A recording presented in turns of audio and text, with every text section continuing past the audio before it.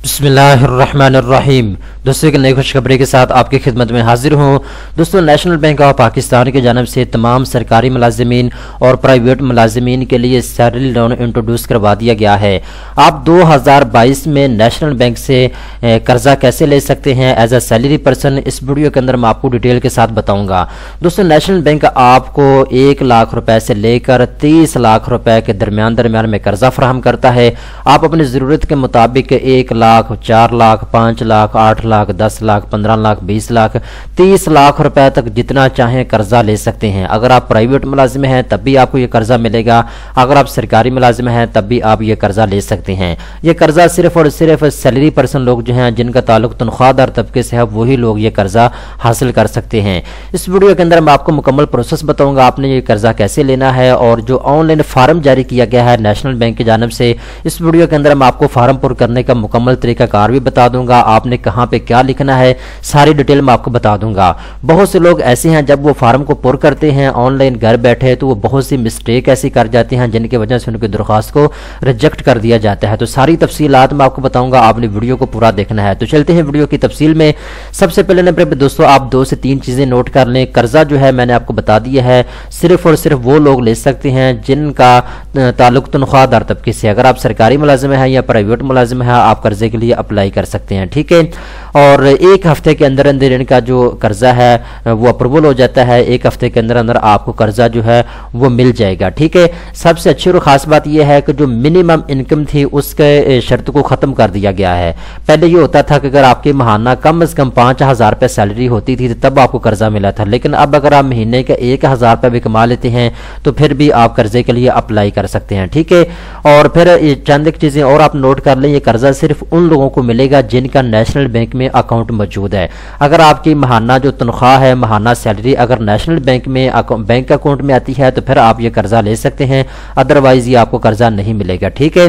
इसके अलावा जी एक चीज और आप नोट कर लें, जो लोग कर्जा लेना चाहते हैं, अगर आप पेंशन लेने वाले हैं हुकूमत पाकिस्तान से तब भी ये कर्जा ले सकते हैं। अगर आप यानी सैलरी पर्सन है तब भी आप ये कर्जा ले सकते हैं, लेकिन आपकी जो एज है, आपकी उम्र जो है 59 ईयर तक ज्यादा से ज्यादा होनी चाहिए, ठीक है। 59 साल तक आपकी एज होनी चाहिए, इससे ज्यादा आपकी एज नहीं होनी चाहिए, ठीक है। अब दोस्तों मैं आपको बताता हूं कि आपने कर्जे के लिए अप्लाई कैसे करना है। ये मैं लिंक आपको नीचे डिस्क्रिप्शन के अंदर मेंशन कर दूंगा, आपने इसको ओपन करना है और यहाँ आके आपने इस फार्म को पुर करना होगा। सबसे पहले नंबर पे यहाँ पे आपने लिखना है दरख्वास्त गुजार का नाम। तो यहाँ पे जो भी आपका नाम है आपने वो लिखना है। मैं यहाँ पे मोहम्मद बुरहान लिख देता हूँ, MUHAMMAD, और जी बुरहान मैंने यहाँ पे लिख दिया। इसके बाद आगे आते हैं यहाँ पे दरख्वास्त गुजार का शनाख्ती कार्ड नंबर। तो यहाँ पे आपने अपना शनाख्ती कार्ड नंबर लिखना होगा, ठीक है, ठीक है। ये मैंने एग्जाम्पल के लिए लिख दिया है। इसके बाद पूछा जा रहा है जी आपकी ज़बाजी हैसियत क्या है, आप गैर शादीशुदा हैं, शादीशुदा हैं या फिर दीगर हैं। तो मैं गैर शादीशुदा हूँ तो मैं यहाँ पे सिंगल के ऊपर क्लिक करता हूँ। इसके बाद पूछा जा रहा है जी आपके जो शनाख्ती कार्ड है इशू डेट कौन सी है। इशू डेट का मतलब ये होता है कि आपका शनाख्ती कार्ड कौन सी डेट को बना है। जी हाँ दोस्तों आप देख सकते हैं मैंने शनाख्ती कार्ड की इश्यू डेट लिख दी है। इसके बाद दोस्तों यहाँ पे आपने डेट ऑफ बर्थ लिखनी है, आप कब पैदा हुए हैं, ठीक है। तो यहाँ पे आपने दोस्तों अपनी डेट ऑफ बर्थ लिखनी है, आप मुझे फॉलो करते जाएं। तो जी हाँ दोस्तों हमने डेट ऑफ बर्थ भी लिख ली है। इसके बाद आपने आगे आना है, यहाँ पे आपने नाम लिखना है फादर नेम या फिर हस्बैंड नेम, ठीक है। तो अगर तो आप फीमेल हैं तो आप अपने हस्बैंड का नाम यहाँ पे लिख सकती हैं। अगर आप मेल हैं, अगर आप गैर शादीशुदा हैं तो आप अपने फादर का नाम यहाँ पे लिख सकते हैं। इसके बाद दोस्तों आपने आगे आना है, यहाँ पे आपने जो है शनाख्ती कार्ड नंबर लिखना है अपने फादर का, जिसका नाम आपने यहाँ पे लिखना है उसी का ही आपने शनाख्ती कार्ड नंबर यहाँ पे लिखना है। अगर आपके फादर हैं तो आप उनका जो है यहाँ पे नाम शनाख्ती कार्ड नंबर लिख दें, अगर कोई और है तो आप उसका शनाख्ती कार्ड यहाँ पे लिख दें, ठीक है। इसके बाद आगे चलते हैं, यहाँ पे दोस्तों आपने अपना मोबाइल फ़ोन नंबर लिखना है। वो मोबाइल फ़ोन नंबर आपने यहाँ पे लिखना है जो 24 घंटे आपका मोबाइल फ़ोन नंबर एक्टिव रहता है, ठीक है।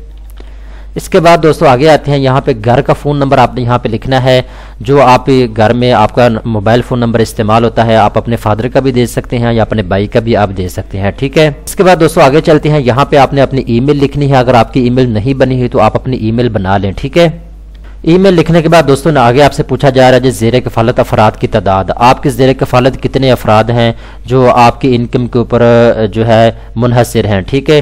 तो अगर कोई भी नहीं है तो आप यहाँ पे 0 लिख दें, अगर कोई 2-3 हैं तो आप यहाँ पे लिख सकते हैं। मैं यहाँ पे 2 लिख देता हूँ, ठीक है। इसके बाद जी आप आगे चलते हैं, आपकी तालीमी काबिलियत क्या है, यानी आपकी एजुकेशन कितनी है। तो आप अपनी एजुकेशन लिखेंगे, मैट्रिक आपने पास किया हुआ है, मास्टर पास किया हुआ है या कोई और आपकी एजुकेशन है, तो मैं यहाँ पे मैट्रिक लिख देता हूँ। इसके बाद ये प्रेजेंट एड्रेस, इस वक्त जहाँ पे आप रह रहे हैं वो आप यहाँ पे एड्रेस अपना लिखेंगे, ठीक है। इसके बाद दोस्तों यहाँ पे आपने अपनी सिटी सेलेक्ट करनी है, आपकी सिटी कौन सी है, कौन से शहर के अंदर आप रहते हैं। तो मैं इस्लामाबाद में रहता हूँ, मैं यहाँ पे जी इस्लामाबाद को सिलेक्ट कर लेता हूँ। इसके बाद दोस्तों आपने आगे आना है, यहाँ पे आपसे पूछा जा रहा है जी परमानेंट एड्रेस, तो यहाँ पे आपने एड्रेस वो लिखना है जो आपके शनाख्ती कार्ड के ऊपर लिखा हुआ है, ठीक है। तो आपके शनाख्ती कार्ड के ऊपर जो आपका परमानेंट एड्रेस है वही एड्रेस आपने यहाँ पे लिखना है। इसके बाद यहाँ पे आप सिटी सेलेक्ट करेंगे, आपकी सिटी कौन सी है, तो जो शनाख्ती कार्ड के ऊपर आपका शहर लिखा हुआ है वही आपने यहाँ पे सिलेक्ट कर लेना है। इसके बाद दोस्तों आगे आपने आना है, यहाँ पे आपसे पूछा जा रहा है जी मुलाजमत की नौइयत क्या है, ठीक है। कॉन्ट्रैक्ट बेस के ऊपर आप जॉब कर रहे हैं या परमानेंट कर रहे हैं। तो आपकी जो भी सिचुएशन है, अगर आप सरकारी मुलाजिम है तो आप परमानेंट के ऊपर क्लिक करें, अगर आप कॉन्ट्रैक्ट बेस के ऊपर कहीं जॉब करते हैं तो आप इसको भी सेलेक्ट कर सकते हैं। इसके बाद जो मुलाजमत की नौइयत क्या है, ठीक है, आप मुलाजमत कौन से इदारे में कर रहे हैं, तो वो सारी यहाँ पे मुख्तलिफ ऑप्शन आपको दी गई हैं। आप सरकारी मुलाजिम हैं, प्राइवेट मुलाजिम है या पब्लिक सेक्टर किसी कंपनी के अंदर आप जॉब करते हैं, तो जो भी सिचुएशन है आप यहाँ पे अपने जो है इदारे का नाम सेलेक्ट कर सकते हैं। इसके बाद आप इनमें से किसी किस्म के इदारे में मुलाजिम हैं, आप यहाँ पे इनको बता सकते हैं जी मैं पाकिस्तान आर्मी में जॉब करता हूँ, पाकिस्तान नेवी में, या यहाँ पे बहुत से इदारे आपको यहाँ पे दे दिए गए हैं। ये वो इदारे हैं जो डायरेक्टली जो है नेशनल बैंक ऑफ पाकिस्तान के साथ इनका इल्हाक है। कोई भी बंदा अगर कर्जा लेना चाहते हैं तो ये अप्रूव्ड इदारे हैं नेशनल बैंक ऑफ पाकिस्तान से, ठीक है। इसके बाद दोस्तों आपने नीचे आना है, यहाँ पे आपसे पूछा जा रहा है आप किस शहर से कर्जा लेना चाहते हैं, यानी आपका शहर कौन सा है जहाँ पे इस वक्त आप रह रहे हैं, ठीक है। इसके बाद दोस्तों आपसे यहाँ से पूछा जा रहा है आप किस शहर से कर्जा लेना चाहते हैं, ठीक है। तो जिस शहर से आप कर्जा लेना चाहते हैं उसका नाम आप यहाँ पे सिलेक्ट करेंगे। इसके बाद दोस्तों आपने आगे आ जाना है, यहाँ से आपसे पूछा जा रहा है जी किस ब्रांच से कर्जा वसूल करना चाहते हैं, ठीक है। तो आप यहाँ पे जो है अपनी ब्रांच का नाम यहाँ पे सिलेक्ट कर सकते हैं, ठीक है। अब यहाँ पे मैं जी लिख देता हूँ जी मेन ब्रांच इस्लामाबाद, ठीक है। इसके बाद यहाँ से पूछा जा रहा है जी इदारे का नाम क्या है, एम्प्लॉयर नेम, ठीक है। तो यहाँ पे आप अपने इदारे का नाम लिखेंगे, जिस कंपनी के अंदर आप जॉब करते हैं अब उस कंपनी का नाम भी यहाँ पे लिख सकते हैं। इसके बाद दोस्तों आपने यहाँ पे आ जाना, यहाँ पे इदारे का पता आप लिखेंगे, जो आपका इदारा है, जो आपकी कंपनी है उसका मुकम्मल एड्रेस क्या है। इसके बाद दोस्तों आपने नीचे आना, यहाँ से पूछा जा रहा है जी मुलाजमत किस शहर में है, तो आप यहाँ पे शहर का नाम सेलेक्ट करेंगे। मैं इस्लामाबाद से हूँ तो मैं यहाँ पे इस्लामाबाद को सेलेक्ट करूँगा। इसके बाद दफ्तर का फ़ोन नंबर, जो आपकी कंपनी के दफ्तर का फ़ोन नंबर है वो आप यहाँ पे लिखेंगे। इसके बाद आपका ओहदा या रैंक क्या है, आप सुपरवाइजर मुलाजमत कर रहे हैं या कोई और आपका ग्रेड है तो आप यहाँ पे लिखेंगे। डेजिग्नेशन यहाँ पे आप अपनी लिखेंगे। इसके बाद जो मुलाजमत का ग्रेड कौन सा है, ठीक है, तो ग्रेड 1 2 3 जो भी है आप यहाँ पे सिलेक्ट करेंगे।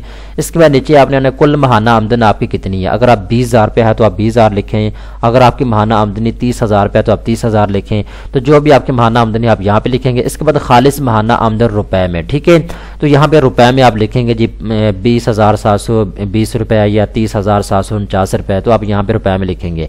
इसके बाद ये मुलाजमत का कुल अरसा कितना है, सालों में आप यहाँ पे लिखेंगे, यानी आपको जॉब करते हुए 2 साल का अरसा गुजर चुका है, 3 साल का, 5 साल का आप यहाँ पे लिखेंगे। इसके बाद मुलाजमत की बकाया मुद्दत कितनी रह गई है आपकी, अगर आप कॉन्ट्रैक्ट बेस के ऊपर जॉब कर रहे हैं तो आप यहाँ पे लिखें जी मेरी 1 साल मुलाजमत की मुद्दत रह गई है, 2 साल रह गई। अगर आप परमानेंट है तो फिर आप परमानेंट यहाँ पे लिख सकते हैं। इसके बाद नीचे आपने आना, यहाँ पे जो कर्ज के दरकार रकम, कितना कर्जा आप लेना चाहते हैं, 5 लाख, 10 लाख, 15 लाख, जितना भी कर्जा आप लेना चाहते हैं आप यहाँ पे लिखेंगे। इसके बाद नेशनल बैंक में आपका अकाउंट नंबर, तो मैंने जैसा कि आपको बताया है कि ये कर्जा सिर्फ उन लोगों को मिलेगा जिनका नेशनल बैंक में अकाउंट मौजूद है, तो यहाँ पे आप अपना अकाउंट नंबर लिखेंगे। इसके बाद कर्ज की मुद्दत, यानी कितने सालों के लिए आप कर्जा लेना चाहते हैं, तो आप यहाँ पे लिखेंगे मुझे 5 साल के लिए कर्जा लेना है, 4 साल के लिए लेना है, वो सारी तफसीलात आप यहाँ पे लिखेंगे। इसके बाद एक्सेप्ट के ऊपर आपने क्लिक कर देना है और उसके बाद सबमिट एप्लीकेशन के ऊपर आपने क्लिक करना होगा, तो आपकी दरख्वास्त है वो जमा हो जाएगी, ठीक है। सारी तफसीलात आपने वो लिखनी है जो कि मैंने इस वीडियो के अंदर आपको बताई है। और इस वीडियो के आखिर में मैं आपको चंद एक चीज़ें और बताता चलूँ। अब यहाँ पे मैं आपको बताता हूँ कि जो भी बंदा कर्जा लेगा दोस्तों, आपने हर साल 20% तक जो है इनको सूद पे करना होगा, मार्कअप पे करना होगा, ठीक है। यहाँ आके आप कैलकुलेशन भी कर सकते हैं कि अगर आप कर्जा लेते हैं नेशनल बैंक से तो आपकी माहाना किस्त कितनी होगी। तो मैं यहाँ पे मिसाल के तौर पे बताता हूँ जी, मैं अगर 2 लाख रुपया कर्जा लेता हूँ नेशनल बैंक ऑफ पाकिस्तान से तो फिर मेरी जो माहाना किस्त है वो कितनी बनेगी। ठीक है, यहाँ पे दोस्तों मैंने 2 लाख रुपया लिख दिया है। इसके बाद नीचे आते हैं, यहाँ पे पूछा जा रहा है जी टेन्योर आप कितना रखना चाहते हैं, यानी कितने महीनों के लिए आप कर्जा लेना चाहते हैं। तो ज्यादा से ज्यादा 48 महीनों के लिए आप कर्जा ले सकते हैं। 4 साल की इंस्टॉलमेंट के ऊपर आपको कर्जा मिल सकता है। तो मैंने यहाँ पे 48 लिख दिया है। इसके बाद मैंने कैलकुलेशन के ऊपर क्लिक किया, 6086 रुपए मेरी माहाना किस्त बनती है। यहाँ पे आप देख सकते हैं 6000 अगर मैं किस्त अदा करता हूँ 4 साल के लिए तो मैं 2 लाख रुपए कर्जा ले सकता हूँ। अब ये जो किस्त इन्होंने निकाली है इसमें इन्होंने मार्कअप भी शामिल किया है। तो दोस्तों सारी तफसीलात मैंने आपको बता दी है। अगर आप कर्जा लेना चाहती हैं तो मैं लिंक नीचे डिस्क्रिप्शन के अंदर मेंशन कर रहा हूँ, आप घर बैठे कर्जे के लिए अप्लाई कर सकते हैं। उम्मीद करता हूँ ये वीडियो आपको पसंद आई होगी। इस तरह की अच्छी अच्छी वीडियो देखने के लिए banksnews.pk चैनल को सब्सक्राइब करना मत भूलिएगा।